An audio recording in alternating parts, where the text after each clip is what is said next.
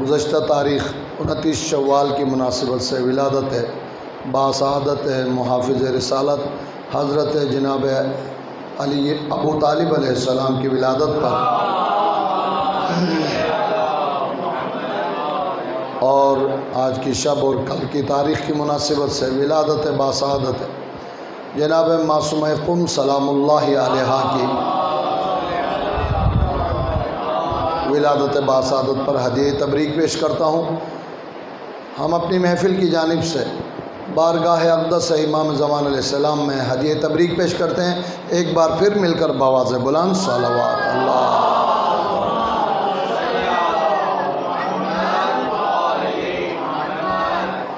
قبل اس کے تلاوت کی گیا ہے جی واف ہدایہ کے ذیل میں کچھ گزارشات عرض کروں۔ ہمیشہ کی طرح سے چند ایک فقہی مسائل کا ذکر۔ کچھ ساتھیوں کی طرف سے قرآن کے واجب سجدوں کے بارے میں سوال ہوا ہے، چاہتا ہوں آپ تمام کے سامنے ذکر کروں۔ معلوم ہے تو یاد دہانی کے طور پر سماعت فرمائیے، اگر کسی جگہ مسئلے میں کوتاہی ہے تو پھر اسے سمجھ لیجئے۔ بنیادی طور پر قرآن مجید میں کم و بیش 14 اور امام شافعی کے ایک حکم کے مطابق ایک سجدہ بھی معین ہے، ملا کر 15 مقامات پر سجدے کا حکم، یعنی واجب اور مستحب ملا کر 14 مقامات یقینی طور پر سجدے کے۔ ائمہ معصومین بالخصوص امام زین العابدین علیہ السلام جو انہی عبادتوں کی وجہ سے زین العابدین سید الساجدین اور سجاد کہلائے، ہر مستحب اور واجب آیت پر ضرور سجدہ فرمایا کرتے تھے۔ تو مومن کے لیے بھی لازمی ہے کہ صرف واجب ہی کا، واجب تو مجبوری ہو جاتی ہے نا، واجب ترک کریں گے تو پھر پنش ہے، اس سے بچنے کی خاطر سجدہ نہ کریں بلکہ مستحب مقام پر بھی سجدہ کریں۔ لیکن بہرحال مستحب ہوتا ہے، جہاں جس معاشرے میں واجب پر عمل کرانا مشکل ہو وہاں مستحبات کی تاکید کرنا زیادہ مناسب نہیں ہوگا۔ 4 مقامات پر واجب کی تلاوت کے دوران اس آیت پر جہاں لفظ سجدہ لکھا ہوتا ہے، قرآن کی تلاوت روک کر پہلے سجدہ کریں، اس کے بعد بقیات تلاوت کریں۔ کچھ حضرات کہتے ہیں کہ کیا اس بات کی اجازت ہے کہ میں تلاوت کو جاری رکھوں؟ سجدہ یقیناً کروں گا، جب قرآن سمیٹوں گا اور تلاوت ختم ہوگی تو میں سجدہ کروں۔ نہیں، واجب میں اس کی اجازت نہیں ہے۔ یاد رکھیے، الف لام سجدہ، سورہ سجدہ نام ہی اس سے شروع ہوتا ہے، الف اور لام حروف مقطعات سے، اس لیے الف لام سجدہ جو کہ 21ویں پارے میں۔ حامیم سجدہ، اس سورہ کا نام بھی سورہ سجدہ ہے، مگر وہ شروع ہوتا ہے حامیم حروف مقطعات سے۔ اس میں بھی واجب سجدہ ہے جو 24ویں پارے میں۔ کتنے پارے ہوئے؟ 21ویں اور 24ویں پارے۔ سورہ مبارکہ نجم، سورہ مبارکہ نجم والنجم اذا ہوا، اس سورہ کے اختتام پر سجدہ واجب ہے جو کہ 27ویں پارے میں۔ سورہ اقرا، پہلی وحی اقرا بسم ربک الذی خلق والی سورہ کے بھی اختتام پر سجدہ واجب ہے جو کہ 30ویں پارے میں۔ 30ویں پارے میں ایک مستحب سجدہ بھی ہے، سورہ مبارکہ انشقاق میں مستحب سجدہ ہے، لیکن سورہ نجم، سورہ اقرا، حامیم سجدہ اور الف لام سجدہ، یہ 4 مقامات پر سجدہ واجب ہے، اور انسان جب تک سجدہ نہ کرے جتنی تاخیر کرتا ہے وہ گنہگار ہوتا ہے۔ واجب عمل میں تاخیر کرنے کی اجازت نہیں۔ یہ ہو گیا مقامات کا ذکر کہ کہاں کہاں سجدہ واجب ہے۔ میں نے عرض کیا سورہ الف لام سجدہ، حامیم سجدہ، سورہ نجم، سورہ اقرا۔ اگر پارے کے لحاظ سے یاد رکھنا چاہو تو 21واں پارہ، 24واں پارہ، 27واں پارہ اور 30واں پارہ۔ 30ویں پارے میں دوبارہ تکرار کر رہا ہوں، 2 سجدے ہیں، سورہ انشقاق میں بھی سجدہ ہے مگر مستحب ہے، سورہ اقرا میں بھی سجدہ ہے مگر واجب۔ جب واجب سجدے کی آیت تلاوت کریں، یاد دہانی کے طور پر برابر میں لکھا ہوتا ہے سجدہ، اور ہمارے مولانا فرمان علی صاحب کے اکثر ترجمے والے قرآن میں سجدہ واجبہ لکھا ہوتا ہے تاکہ مومن کو پکا یقین ہو جائے کہ واجب سجدہ ہے۔ جیسے ہی اس آیت کی تلاوت کریں تلاوت کرنے والے پر بھی واجب ہے، اگر تلاوت سنے تو تلاوت سننے والے پر بھی واجب۔ آج کل یہ جو سننے کا سلسلہ ہے اس میں ایک شریعت کی سہولت ہے، اگر ڈائریکٹ جیسے یہ میری جو آواز آ رہی ہے ڈائریکٹ آواز آ رہی ہے، ڈائریکٹ تلاوت کرنے والے کی آواز آئے اور ہم آپ سن رہے ہوں، چاہے ٹی وی ہو، موبائل ہو یا کوئی اور ذریعہ ہو، امام بارگاہ، مسجد، کسی محفل، کسی پروگرام میں تلاوت ہو رہی تھی، اس صاحب نے تلاوت کا سجدے والی آیت کی تلاوت کی اور ہم نے سن لیا، تو سننے پر بھی اور تلاوت کرنے پر بھی سجدہ واجب ہو جاتا۔ لیکن اگر ڈائریکٹ نہیں ہے، مثلا ریکارڈنگ سنایا جاتا ہے، اور عام طور پر ٹیلی ویژن اور ریڈیو اور ان چیزوں میں ریکارڈ والی چیز ہوتی ہے عام طور پر، تو وہاں پر علماء نے اسے سننے سے سجدہ واجب قرار نہیں دیا۔ آپ سجدہ کرنا چاہیں، بسم اللہ کو سجدہ کرنا ہے، کون سا غلط کام ہوگا، لیکن واجب نہیں۔ لیکن جب واجب ہو جائے تو سجدہ کیسے کریں؟ شریعت کے احکامات ہیں، ہماری طرف سے نہ کوئی پابندی لگ سکتی ہے نہ کوئی پابندی اٹھائی جا سکتی، دونوں کا اختیار ہمیں نہیں ہے۔ سجدہ قرآن میں وضو شرط نہیں ہے، سجدہ قرآن میں رو بقبلہ ہو کر سجدہ کرنا کوئی شرط نہیں ہے، سجدہ قرآن میں آپ کا لباس پاک ہونا کوئی شرط نہیں ہے، البتہ 7 اعضاء کا سجدے میں لگانا واجب ہے۔ کون سے 7 اعضاء؟ پیشانی، دونوں ہتھیلیاں، دونوں گھٹنے اور دونوں پاؤں کے انگوٹھوں کے سرے، یہ 7 اعضاء لگا کر سجدہ کرنا، اور ایسی چیز پر سجدہ کرنا جس پر سجدہ کرنا صحیح ہو۔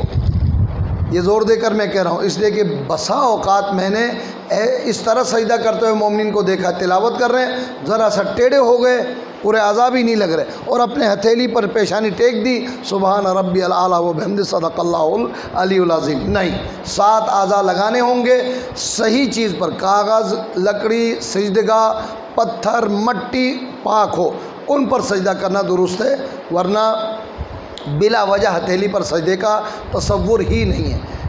میں نے شاید پچھلے دنوں بھی گزارش کی ہے، پتہ نہیں یہ کہاں سے لوگوں نے سنا ہے، ہتھیلی پر سجدہ اتنا مشہور ہے جتنا سجدگاہ پر مشہور نہیں، بغیر ضرورت کے بھی لوگ سجدہ کرتے ہیں۔ اور ایک بزرگ سے تو میں نے باقاعدہ ڈانٹ کھائی ہے، چہلم کا جلوس ہے، امام بارگاہ ہے، علی رضا کے سامنے جماعت کے نماز ہو رہی ہے، سامنے ٹوکرے میں، ٹوکری میں نہیں، ٹوکرے میں باقاعدہ سجدگاہ ہیں، لکڑی والے اور خاک شفا والے ڈھیر سارے پڑے ہوئے ہیں، اور ایک صاحب اپنے عقیق کے یہ بڑے انگوٹھی کے اوپر سجدہ کر۔ جب اللہ والے بن جاتے ہیں نا تو پھر اللہ کی سننے کے لیے تیار نہیں ہوتے، ڈرتے ڈرتے، کم از کم اس وقت سفید داڑھی نہیں تھی، میں نے کہا قبلہ ناراض نہ ہو تو اس پر سجدہ صحیح نہیں، سجدگاہ سامنے، زور سے ہاتھ کو جھٹکا دے کر رکھو اپنا فتویٰ، مجھے نہیں چاہیے، جب تمہیں نہیں چاہیے تو بسم اللہ تشریف لے جائیے ادھر ہی جہاں جانا ہے، میری مرضی کا نہ سجدہ چاہیے نہ میری مرضی کا عزو رکھنا ہے، میں خدا کو بہت خوش کرنا چاہتا ہوں اور چھپکلی کی طرح لیٹ کر سجدہ کروں، سر سے لے کر پیر تک پورا مٹی پہ لگے گا، کوئی فائدہ نہیں ہے جب تک 7 اعضاء صحیح نہ لگے۔ 7 اعضاء لگانا ہے، باقی نماز کے جو شرائط ہیں، لباس پاک ہو، وضو ہو، رو بقبلہ ہو، وہ شرط نہیں ہے، لیکن اس کا مطلب ہرگز نہیں کہہ رہا ہوں کہ رو بقبلہ کرنا حرام ہے، ہرگز نہیں کہہ رہا ہوں کہ باوضو ہو کر سجدہ نہ کریں، ہرگز نہیں کہہ رہا ہوں کہ پاک لباس، اگر سارے شرائط ہوں، لباس بھی پاک ہو، وضو بھی ہو، اور عام طور پر تلاوت کے دوران یہ ساری باتیں ہوتی ہیں، اور رو بقبلہ ہو کر سجدہ کریں تو کیا کہنا، ماشاءاللہ آپ نے سجدے کا بھی ثواب لیا اور پاک طاہر عبادت کرنے والے کا ثواب بھی حاصل کیا۔ مل کر صلوات پڑھیں محمد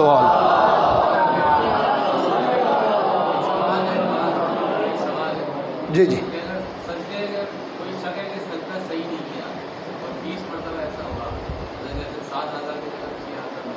نماز کی بات کر رہی ہیں یا واجب سجدے کی؟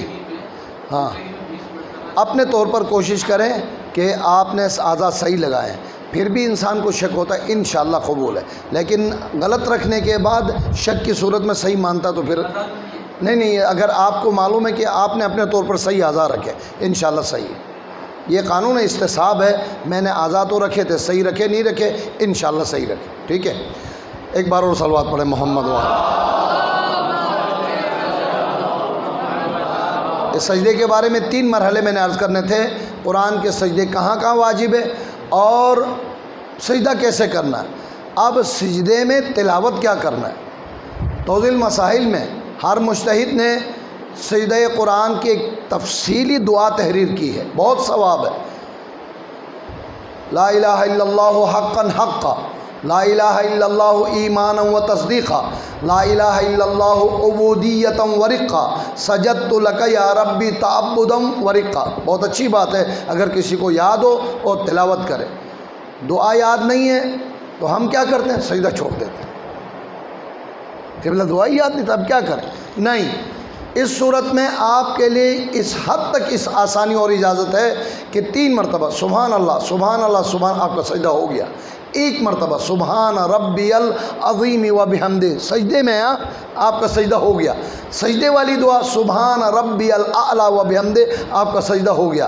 یہاں تک کہ 3 مرتبہ اللہ اکبر بھی، 1 مرتبہ اللہ اکبر ہی کہہ دیں، ذکر خدا کریں، سجدہ ہو جاتا ہے۔ لیکن بہت اچھی بات ہے سجدے والی دعا پڑھو، اور خود جو نماز ہے سجدے والی دعا جو مجتہدین نے تحریر کی ہے، لا الہ الا اللہ حقا حقا، تو کیا کہنا، اس سجدے کی مزید برکتوں فضیلتوں میں اضافہ ہوتا ہے۔ صلوات پڑھیں محمد و آل محمد۔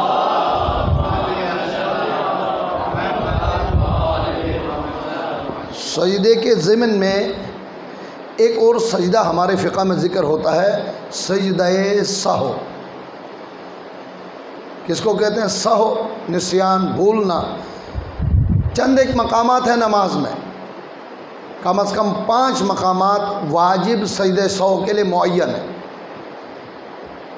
اگر انسان سے ان 5 میں سے کوئی ایک غلطی ہو جائے، نماز کے اندر درست کرنے کا امکان بھی ہوتا ہے، اور وہ اس مرحلے سے بھی آگے بڑھ جائے کہ وہ غلطی درست نہیں کر سکتا، تو نماز صحیح ہے، سجدہ سہو کا جرمانہ ادا کرنا ہوگا۔ ایک مثال دوں، دوسری رکعت میں تشہد پڑھتے ہیں، واجب ہے، غلطی سے بحول اللہ وقوتہ اقوم واقعد قیام کیا، اگلی رکعت کی تسبیحات 4 بھی تلاوت کی، رکوع تک پہنچنے تک یاد ہی نہیں آئے کہ میں تشہد چھوڑ کے آیا۔ دیکھیں مراحل ہے، اس لیے زور دے کر اور ٹھہر ٹھہر کر عرض کر رہا ہوں کہ ذہن نشین ہو جائے۔ اگلی تسبیحات 4 یا سورہ الحمد تلاوت کرنا چاہ رہا تھا، کر کے رکوع تک پہنچ گیا، اسے یاد نہیں آیا، رکوع میں پہنچنے کے بعد یاد آ گیا، اوہ تشہد تو چھوڑ دیا۔ اب نماز صحیح ہے، نماز جاری رکھے گا۔ نماز جتنی رکعت کا پڑھنا ہے، 3 رکعت یا 4 رکعت، چونکہ 2 رکعتی نماز میں تشہد بھولنے کا مسئلہ نہیں ہوتا، تو اسی پر تو اختتام کرنا ہے۔ جتنی رکعت کی نماز پڑھنی ہے پڑھ کر سلام پھیریں، اس کے بعد تشہد کی قضا کے طور پر تشہد تلاوت کریں۔ تشہد ختم کرنے کے بعد 2 سجدے سجدہ سہو، اس جرمانے میں کہ 2 رکعت کے بجائے میں نے سجدے 4تھی رکعت کے بعد سے تشہد پڑھا ہے، 2 سجدے سہو ملا کے 1 سجدے سہو کہلاتا ہے۔ ابھی طریقہ آخر میں بتاؤں گا۔ یہ ایک پہلا مقام ہے، تشہد جہاں پڑھنا چاہیے تھا نہیں پڑھا، اگلے رکوع تک پہنچنے کے بعد یاد آنے پر اب پلٹ کر جانے کی اجازت نہیں، آپ سے سوال کا اختیار ہے۔ رکوع میں جانے سے پہلے یاد آئے کہ تشہد چھوڑ کے آیا ہو، کیا ذمہ داری ہے؟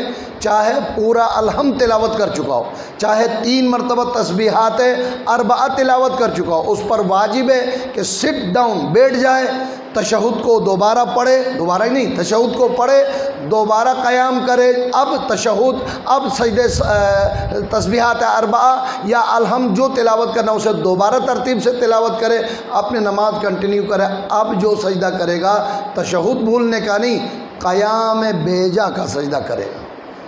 کھڑا نہیں ہونا چاہیے تھا، وہاں بلا وجہ قیام کیا، اسٹینڈ اپ اور سٹ ڈاؤن ہوا ہے نا، اس کی سزا کے طور پر سجدہ سہو کرے گا۔ یہی مسئلہ سلام کا ہے، سلام بھیجا، تشہد کے بعد بحول اللہ کہہ کے اگلی رکعت کے لیے قیام کرنا تھا، بھولے سے سلام بھی پڑھ ڈالا، تینوں سلام البتہ، تو اس صورت میں سلام مکمل پڑھنے کے باوجود جب تک نماز کو توڑنے والا کوئی کام نہ کرے، وضو نہ ٹوٹے، قبلے سے منحرف نہ ہو، کوئی بات کر کے نماز خراب نہ کرے، سلام پڑھنے کے باوجود یاد آ جائے فوراً بحول اللہ و قوتہ اقوم و اقعد، نماز بالکل اس کی صحیح ہے۔ اگلی رکعتیں مکمل کرنے کے بعد بیجا سلام کے لیے 2 سجدے سہو ہوئے۔ کتنے ہوئے؟ کتنے مقامات ہوئے؟ تشہد بیجا یا تشہد چھوڑ دیا، یا قیام بیجا یا سلام بیجا، ٹھیک ہے۔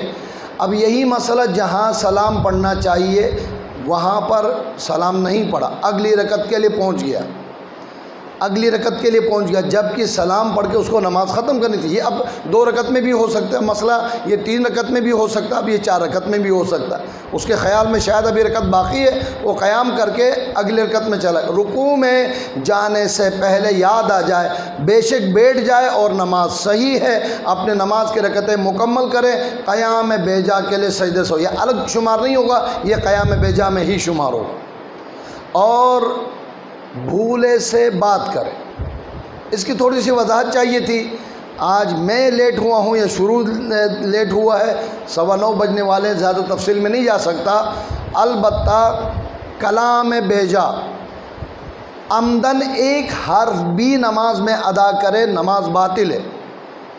بھولے سے کبھی انسان کوئی بات کر جاتا ہے، مثلاً نماز کی حالت میں تھا، بچے نے آ کر سجدہ اٹھانے کی کوشش کی، آپ نے کہا نہیں، پھر یاد ہے وہ نماز میں ہو۔ یہ 2 دفعہ آپ نے نہیں کہا، یہ کلام بیجا میں آتا ہے۔ یا آپ نے کہا ہٹو، یا آپ نے کہا چھوڑ دو، یہ کلام بیجا بھولے سے البتہ۔ عمدن آپ نماز میں کہہ دیں اور ایک حرف بھی کیوں نہ ہو، نماز باطل ہے۔ جیسے کہ کہا جاتا ہے، شب ولادت ہے اس لیے عرض کر رہا ہوں، موبائل جب شروع میں آیا تھا کہ کچھ لوگ تھوڑا سا اکڑے ہوئے تھے کہ میرے جیب میں بھی موبائل ہے۔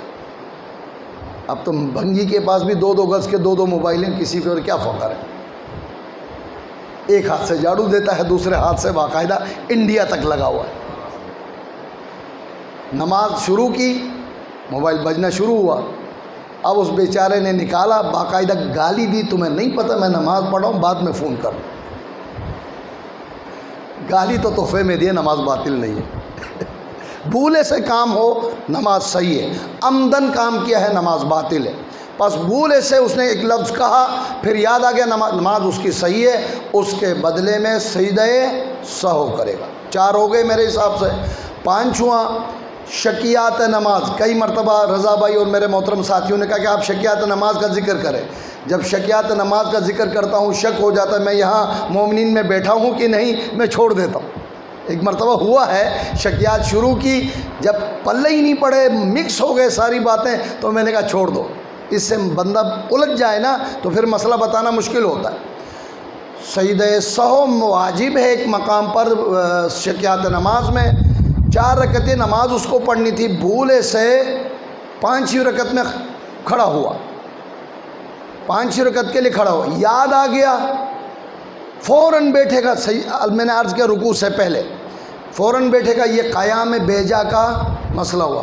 اتفاق سے 5ویں رکعت ہے یا 6ٹھی رکعت ہے، شک ہوا اسے، کہیں میں اسپیڈ بڑھا کر 5ویں بھی کراس کر 6ٹھی میں تو نہیں آیا۔ شریعت کا حکم ہے کہ نہیں، آپ 4تھی ہی رکعت میں ہیں، اپنی نماز مکمل کریں۔ اس شک کی وجہ سے صرف سجدہ سہو کر کے اپنے نماز کو درست کریں۔ تشہد بیجا، سلام بیجا، قیام بیجا اور کلام بیجا غلطی سے بات کرے، اور 5ویں اور 6ٹھی رکعت کے بارے میں شک ہو جائے، سمجھے کہ میں 4تھی رکعت میں ہوں، نماز صحیح ہے، اور اپنے نماز کو مکمل کرنے کے بعد 2 سجدے سہو کریں۔ بات ختم کروں یا سجدے سہو کا طریقہ کی بتاؤں؟ ظاہر ہے آدھی بات رہ گئی، سجدے سہو پھر اگلے جمعے تک کس کو یاد رہے گا کہاں کہاں سجدہ کرنا ہے؟ بہت آسان ہے، جیسے ہی نماز آپ ختم کریں، السلام علیکم ورحمۃ اللہ، اللہ اکبر اللہ اکبر، ان 5 غلطیوں میں سے جو بھی غلطی ہوئی ہے دل ہی دل میں نیت کریں، تشہد بیجا، سلام بیجا، قیام بیجا، کلام بیجا، اور شکیات نماز میں سے 5ویں اور 6ٹھی رکعت کے بارے میں جو شک ہوا ہے اس کے بدلے سجدے سہو کرتا ہوں، اللہ اکبر، سجدے میں جائیے۔ اب روب قبلہ بھی شرط ہے، اب لباس پاک ہونا بھی شرط ہے، اب 7 اعضاء بھی لگانا شرط ہے، چونکہ نماز کا حصہ ہے۔ سجدہ سہو نماز کا حصہ ہے، اس میں نماز کی پوری شرائط ہونی چاہیے، اور ذکر تھوڑا فرق ہے، سبحان ربی الاعلیٰ نہیں چلے گا، بسم اللہ و باللہ و صلی اللہ علی محمد و آلہ، سب سے آسان، و صلی اللہ تو درود کی طرح، بسم اللہ و باللہ، لیکن زیادہ ثواب کمانا چاہو، بسم اللہ و باللہ السلام علیک ایھا النبی و رحمۃ اللہ وبرکاتہ، سلام کا دوسرا ٹکڑا، آپ کا سجدہ سہو مکمل ہوا، اور سجدہ سہو 2 ہوتے، لہٰذا ایک مرتبہ سجدہ کرنے کے بعد سر اٹھائیں، کوئی استغفار نہیں، کوئی تکبیر مستحب نہیں، دوبارہ سر رکھیں، یہی ذکر پڑھیں، بسم اللہ و باللہ السلام علیک ایھا النبی و رحمۃ اللہ وبرکاتہ، تشہد کی طرح سے بیٹھ جائیں، مختصر تشہد پڑھیں، اور السلام علیکم و رحمۃ اللہ، آپ کی نماز مکمل ہو گئے اور میرے مسائل مکمل ہو گئے، صلوات پڑھیں محمد۔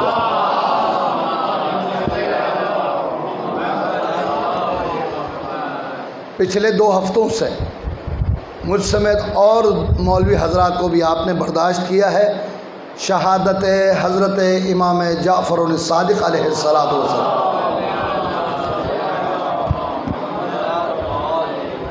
سب سے تفصیلی سیرت ہے سیرت امام جعفر صادق علیہ السلام، فقہ جعفریہ کے بانی، فقہ جعفریہ کے ماننے والے، ہم سب کی بہت اہم ذمہ داریاں، اور میں نے بھی پچھلی مرتبہ اسی انداز سے ہم اور فقہ جعفریہ کچھ باتیں آپ کی خدمت میں پیش کی تھی۔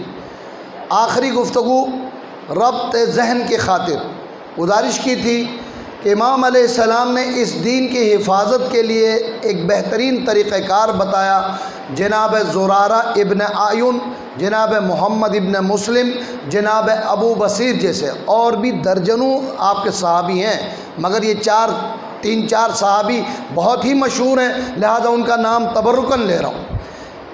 ان کا نام لے کر کہا کہ میں موجود بھی ہوں، پھر بھی ایسے لوگوں سے دین حاصل کرو، اور فرمایا اگر زرارہ ابن اعین جیسے افراد نہ ہوتے میرے بابا کا علم منہدم ہو جاتا۔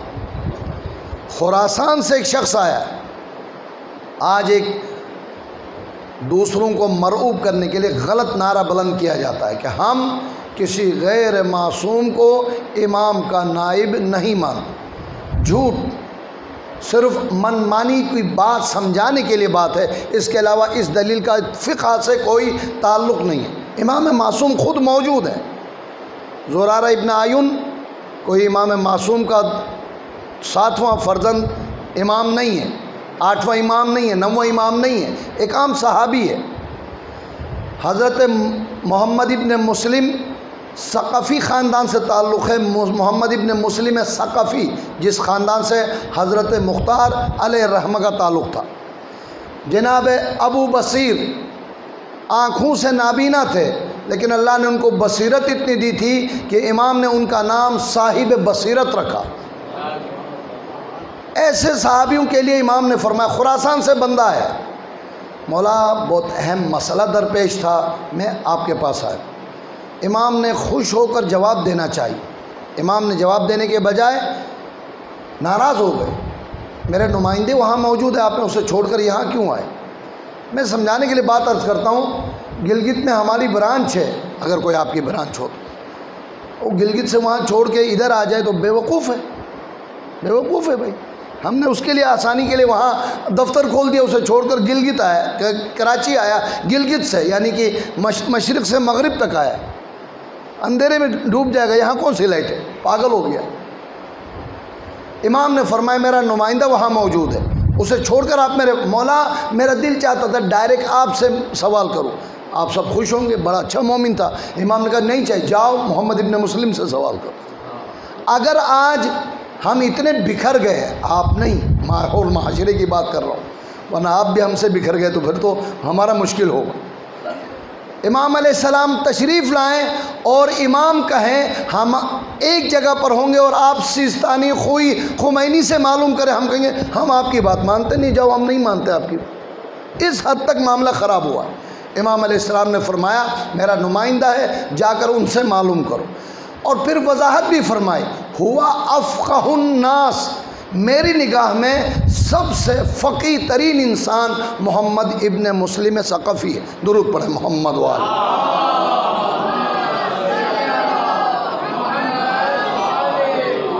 اس زمانے میں وہ فقیہ تھے، اس زمانے میں یہ فقیہ ہیں۔ یہ لوگوں کے بہکاوے میں نہ آئے، انسان نما شیطان صفت افراد کی من الجنتی والناس کے زمرے میں نہ آئے۔ ان حقائق پر، ان باتوں کا حقائق سے کوئی تعلق نہیں۔ ائمہ معصومین نے علماء فقہا کو دین سمجھانے کے لیے ذمہ دار قرار دیا۔ ایک طریقہ کہ صحیح بندوں سے دین لو، اور دوسرا جو پچھلے گفتگو کا آخری حصہ تھا، ابو الخطاب جیسے افراد سے بچے رہنا۔ معاملہ کیا تھا؟ پانچوں امام کے زمانے سے تھا۔ پانچوں امام نے اپنی گفتگو میں ایک اہم بات پیش کی جو آج ہم فخر سے سنتے ہیں، یقیناً ہمارا فخر تر امتیاز ہے۔ وہ کیا کہ اگر مقام ابراہیم اور ہجر اسماعیل کے درمیان بھی انسان ہزار سال عمر پائے، دنوں میں روزے رکھے، راتوں میں نمازیں پڑھے اور صفا و مروہ کے درمیان مارا جائے، جبکہ اس کے دل میں ولائے علی اور اولاد علی نہیں ہے، تو اس کی کوئی عبادت قابل قبول نہیں ہے۔ فخر سے ہم سنتے ہیں، یہ مومنین کا تر امتیاز ہے۔ ابو الخطاب نے جملے کو بدل کر جا کر چوراہے پر آواز دی، ادھر آؤ ادھر آؤ ادھر آؤ، میں کوئی ضروری بات بتانا چاہتا۔ شہری ماحول مشکل ہوتا ہے، ایک بندہ چیخنا چلانا شروع کرے، لوگ جمع ہو جائے، کثیر خلائق بندے جمع ہوئے۔ اس نے کہا امام محمد باقر نے فرمایا ہے کہ ہماری ولایت کے ہوتے ہوئے تمہیں کسی نماز روزے کی ضرورت نہیں۔ اس جملے میں جتنا گلگت اور کراچی کا فرق ہے، مشرق اور مغرب کا فرق ہے۔ امام کا جملہ ہمیں حکم دیتا ہے کہ ہماری ولایت والے کو ہی نماز روزے کی ضرورت ہے، اور ابو الخطاب کا جملہ کہتا ہے کہ ولایت کے ہوتے ہوئے کسی نماز روزے کی ضرورت نہیں۔ آج ابو الخطاب نما بڑے بڑے خطیب موجود ہیں اور ہمیں بہکانے کے لیے بڑے آسانی سے ایسے جملے کستے ہیں، ان پر ہوشیار رہے۔ امام نے فرمایا ہے، میں آپ کو سمجھانے کے لیے دو باتوں کو اس طرح سے پیش کرتا ہوں۔ ابو بصیر محمد ابن مسلم اور جناب زرارہ جیسے افراد، خوئی خمینی سیستانی جیسے افراد پر حکم دین میں عمل کرنا ایسا ہے جیسے بیمار انسان کے لیے ضروری دوائی کا استعمال کرنا، اور ابو الخطاب جیسے خطبہ اور ذاکرین کی بات سن کر دین سے منحرف ہونا، ان سے بچنا اس طرح ضروری ہے جیسے انتہائی سخت ترین مرض میں مبتلا انسان دوائی کے ساتھ کچھ چیزوں سے پرہیز کرتا ہے۔ پرہیز کے بغیر علاج کی دوائی بھی کام نہیں کرنے والی۔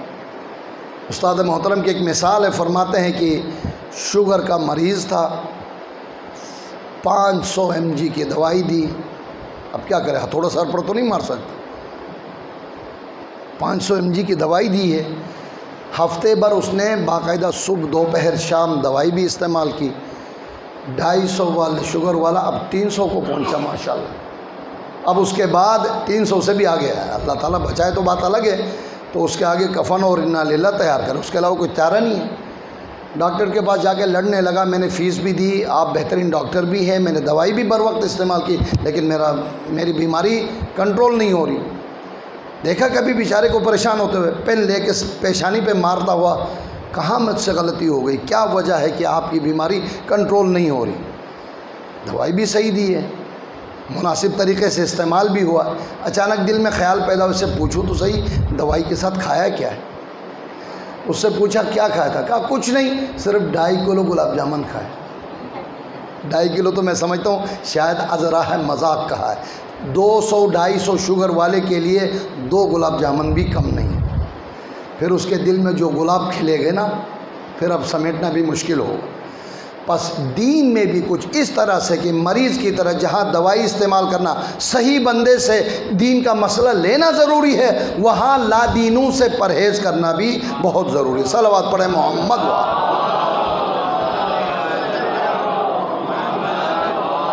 اور یہ مسئلہ اس وقت انتہائی گمبھیر مسئلہ بن جاتا ہے جب امامہ اور لبادہ میں ہو، جنا کیپ اور شیروانی میں ہو، منبر حسینی پر ہو، خطاب بھی مولا اور رسول کے نام پر ہو، قال رسول اللہ، قال علی ابن ابی طالب، قال امام جعفر صادق کہہ کر روایت بھی بیان کر رہے ہوں تو پھر ہمارے لیے پریشانی کا مسئلہ ہوتا ہے۔ میں نے آخری جملہ آپ کی خدمت میں عرض کیا تھا، امام نے یہ اصول بتایا، اس بات سے مرعوب نہیں ہونا کہ قال علی قال امام جعفر صادق کہہ رہے ہیں، اس قول کو لے کر قرآن کے ساتھ ٹیلی کرنا، قرآن کے مطابق ہے تو دل سے قبول کرو۔ میں نے ارشاد فرمایا اگر مطابق نہیں، میرا نام لے کر دھوکہ دیا ہے، خدا کی قسم یہ بات میری نہیں۔ یہ اصول بتایا، اس اصول کے سمجھنے کے بعد جناب امام جعفر صادق علیہ السلام سیرت طیبہ کا تذکرہ میں مکمل کرتا ہوں۔ سیرت ختم نہیں ہوا، میں اپنی بات مکمل کرتا ہوں، اور ہم خوش قسمت ہیں آج کی شب دو خوشیوں کے درمیان۔ میں نے عرض کیا 29 شوال مشہور قول کے مطابق محافظ رسالت والد علی ابن ابی طالب حضرت ابو طالب علیہ السلام کی ولادت۔ آج کی شب اور کل کی تاریخ یکم ذی قعدہ مشہور قول کے مطابق معصومہ قم کی جو ہمشرہ امام رضا اور صاحبزادی امام موسیٰ کاظم علیہ السلام ان کی ولادت۔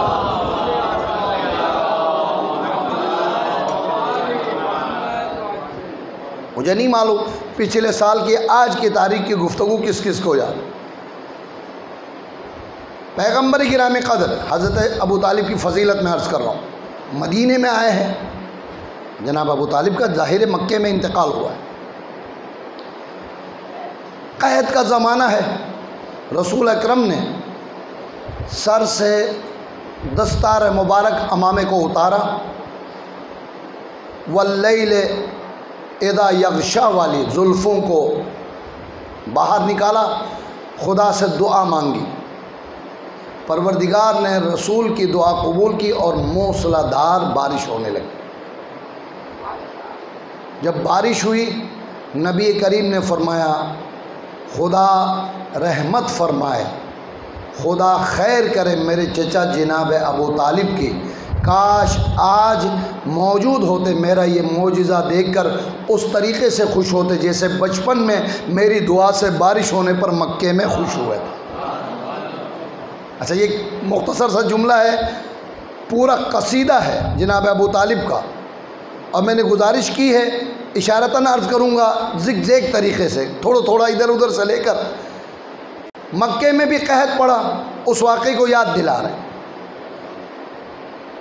365 ماشاءاللہ سے ہر ایک کے پاس بت ہے، اور حبل و فلان و فلان سر برآوردہ بت جو رکھے وہ تو الگ سے ہیں۔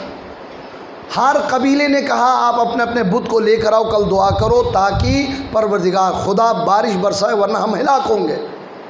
کتنے دن تک سلسلہ رہا، بڑے سجا کر خوشبو لگا کر بت لاتے رہے، کوئی دعا قبول نہیں ہوئی۔ اب خاندان بنی ہاشم سے سردار قریش جناب ابو طالب باقی ہیں، سب انتظار کر رہے ہیں کہ وہ اپنا مخصوص خدا لے کر آئے گا اور دعا کرے گا تو اب خدا ضرور قبول فرمائے گا۔ اللہ آپ کی دعا قبول فرمائے۔ ایک مرتبہ انتظار ہو رہا ہے، سارے بت والے محروم ہو گئے، مایوس ہو گئے۔ اچانک جناب ابو طالب کے محل کا دروازہ کھلا، ایک معصوم بچے کی انگلی پکڑی ہے جس کا نام محمد ابن عبداللہ۔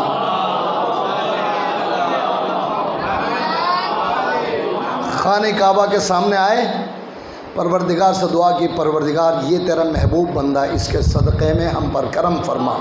ابھی دعا کے الفاظ ختم نہیں ہوئے تھے، موسلا دھار بارش ہونے لگی۔ صلوات پڑھیں محمد وعلیہ۔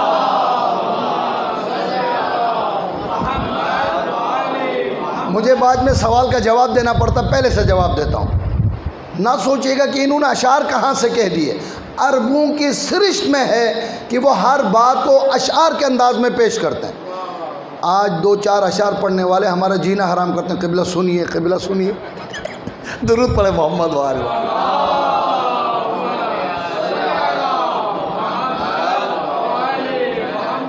اچھا، ان بزرگوں کے بھی احسانات ہیں، ان کو بھی کبھی سن کر ان کی دلجوئی بھی فرمایا کریں۔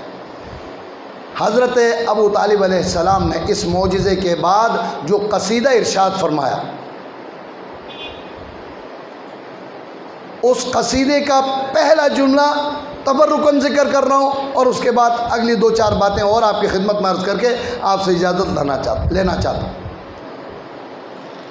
وَابْيَضَّ بِوَجْهِ يُسْتَسْقَى الْغَمَامُ، پروردگار یہ نورانی چہرہ، محمد کا چہرہ وہ چہرہ ہے جس چہرے کے واسطے سے خدا سے بارش طلب کی جاتی ہے۔ ثِمَالُ الْيَتَامَى، پروردگار یہ وہ چہرہ ہے جو یتیموں کا ماوا، مددگار، ہمسر ہوگا، اور بیواؤں، محتاجوں کی پریشانیاں دور کرنے والا ہوگا۔ پھر پورا قصیدہ پڑھا۔ اس قصیدے کے بنا پر آج دوست دشمن اس بات کو ماننے پر مجبور ہیں کہ سب سے پہلے مدح خان مولا رسول اکرم کا حضرت ابو طالب علیہ السلام، بلکہ حسان بن ثابت کو پہلا مدح خان مانا جاتا ہے اسلام لانے کے بعد۔ انہوں نے بھی جناب ابو طالب کے قصیدے سے اشعار لے کر قافیہ بنا کر انہوں نے مدح خوانی شروع کی، نعت خوانی شروع کی۔ پیغمبر اکرم اس واقعے کو یاد دلا رہے، کاش آج بھی میرے چچا ہوتے تو میرے معجزے کو دیکھ کر اسی طرح سے خوش ہوتے جیسے اس وقت خوش ہوئے، ان کی آنکھیں ٹھنڈی ہو جاتی۔ پھر مجمع سے سوال کر رہے ہیں، مسجد النبوی مجمع عام ہے، کوئی ہے جو میرے چچا کے اس نعتیہ کلام کو پیش کرے؟ کون کھڑا ہوتا؟ ابو طالب کے فرزند علی ابن ابی طالب علیہ السلام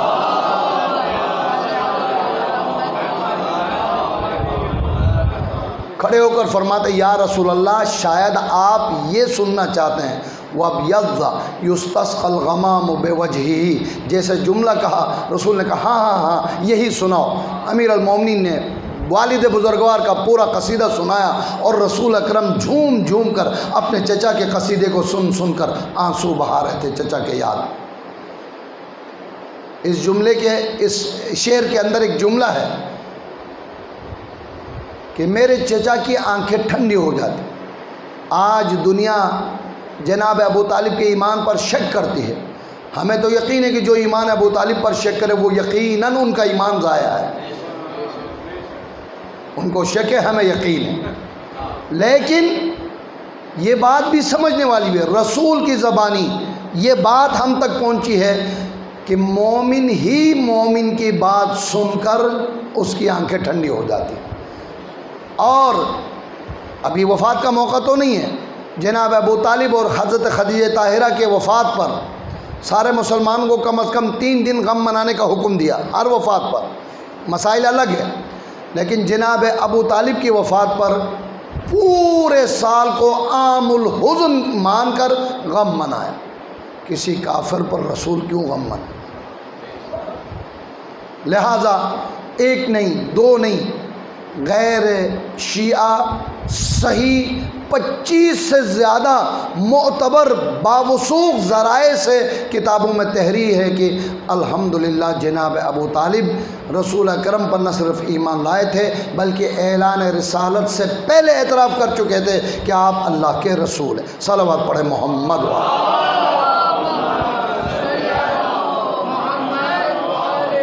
ایک فقہی مسائل کا حصہ تھا، ایک جناب ابو طالب علیہ السلام کی ولادت کا ذکر، اور آخری گفتگو جس پر میں آپ سے اجازت چاہوں گا جناب فاطمہ معصومہ قم سلام اللہ علیہ۔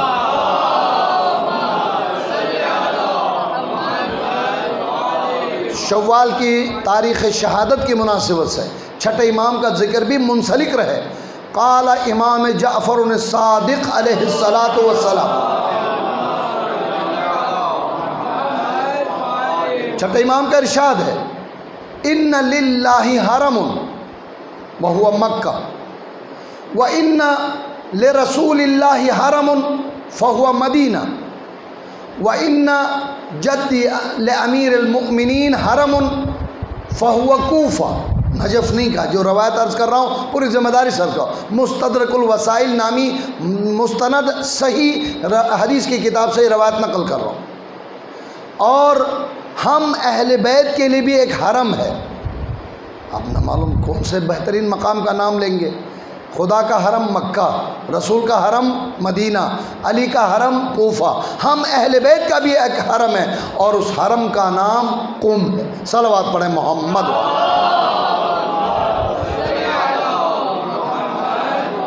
بالترتیب دو حدیثیں اور آپ کی خدمت میں عرض کرتا ہوں۔ چھٹے امام کے بعد آٹھویں امام کی روایت ہے، قم کے ایک مستند شیعہ جس پر امام کو بھروسہ ہے، فرماتے ہیں یاد رکھو تمہارے قم میں ہمارے جسم کا ایک ٹکڑا دفن ہوگا، معصوم قم کی طرف اشارہ ہے، من زارہا فلہ الجنہ، جو اس ہمارے خاندان کے فرد کی زیارت کرے، امام رضا فرماتے ہیں فلہ الجنہ، اس کے لیے جنت واجب ہے۔ تیسری حدیث چھٹے امام اور آٹھویں امام کی حدیث کے بعد میرے نویں امام حضرت امام محمد تقی علیہ السلام حدیث و روایات نقل کرتے ہوئے نویں امام کو ابن الرضا کے نام سے زیادہ یاد کیا جاتا ہے۔ اصول کافی میں حدیث ہے، قال ابن الرضا یعنی امام جواد علیہ السلام نے یہ روایت نقل کی ہے، فرماتے ہیں من زار امتی فاطمہ فی قم فلہ الجنہ، جو میری پھوپھی فاطمہ قم کی زیارت قم میں کرے، میں اعلان کرتا ہوں کہ اس کے لیے جنت واجب ہے۔ صلوات پڑھے محمد۔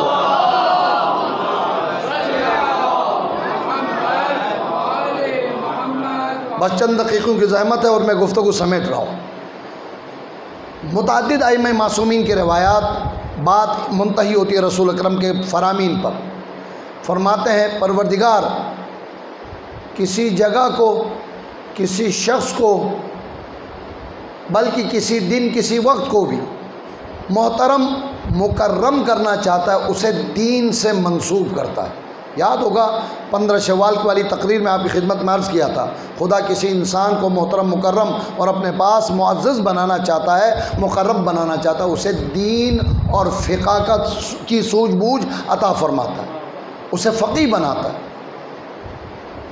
تو پیغمبر اور ان کے پاک آل کے واسطے سے جو روایتیں ہم تک پہنچی، کثیر روایتیں، میں خلاصہ پیش کر رہا ہوں، ان روایات میں سے کسی جگہ کو خدا محترم بنانا چاہتا ہے، اسے مرکز علم قرار دیتا ہے، اور معصومہ قم کا مقام قم المقدس حوض علمیہ تشیع کے لیے بہترین مرکز ہے، جیسے نجف، جیسے کربلا، جیسے مشہد اور مقامات ہیں، معصومہ قم کی جگہ کو پروردگار نے دین اور دین کے مرکز کے لیے اسے پسند فرمایا۔ پیغمبر گرامی نے جب معراج کی طرف سفر کی ہے، جن جن متبرک مقامات کی پروردگار نے اپنے حبیب کو زیارت کروائی، ان میں سے ایک جناب معصومہ قم کا شہر قم مقدس کی بھی زیارت کروائی۔ آٹھویں امام کا ایک اور فرمان آپ ارشاد فرماتے ہیں، جو میری ہمشیرہ فاطمہ کی زیارت کو جائے گویا اس نے میری زیارت کی، اور امام رضا کی زیارت کے لیے رسول کا فرمان ہے، جس نے میرے بیٹے امام رضا کی زیارت کی گویا اس نے میری یعنی رسول کی زیارت کی، اور رسول کی زیارت خدا کو انتہائی محبوب ہے۔ یہ ربط ہے۔ پروردگار ہر مومن مومنہ کو بحق امام جعفر صادق علیہ السلام، بحق امام رضا، بحق امام جواد، بحق جناب معصومہ قم فاطمہ معصومہ قم، جن کی صورت سیرت کو سیدہ فاطمہ الزہرا سے علماء نے منسلک کیا، پروردگار ہر مومن مومنہ کو دنیا میں ائمہ کی زیارت نصیب فرما، آخرت میں ان ائمہ معصومین کی شفاعت نصیب فرما۔ پروردگار اس مذہب حقہ پر عمل کرنے کی توفیق عنایت فرما۔ پروردگار اس مذہب کے ماننے والے دنیا میں جہاں کہیں بھی رہتے ہیں بستے ہیں، ان کی جان مال عزت و آبرو کی حفاظت فرما۔ اس دین و مذہب کی ترقی کے لیے پروردگار اپنے آخری حجت کے ظہور میں تعجیل فرما، ہمارے مرحومین کی مغفرت فرما، ہر مومن کی ان نیک عبادات، دعاؤں اور اعمال کو اپنے بارگاہ میں قبول فرما، ہماری حاجتیں اپنی بارگاہ میں قبول فرما، بیماروں کو شفائے کلی عطا فرما، مرحومین کے درجات بلند فرما۔ ربنا تقبل منا انک انت السمیع العلیم وتب علینا انک انت التواب الرحیم۔ ہمیشہ کی طرح تمام مرحوم علماء، فقہا، مجتہدین، قائدین، مومنین کرام، علماء کرام، حاضرین کے مرحومین اور اس عبادت خانے اور اس ادارے کے تمام بانین، علماء، سادات، سب کو شامل کرتے ہوئے مومنین کے مرحومین کے ایصال ثواب کے لیے رحم اللہ من قرأ الفاتحہ۔ بسم اللہ الرحمن الرحیم، الحمدللہ۔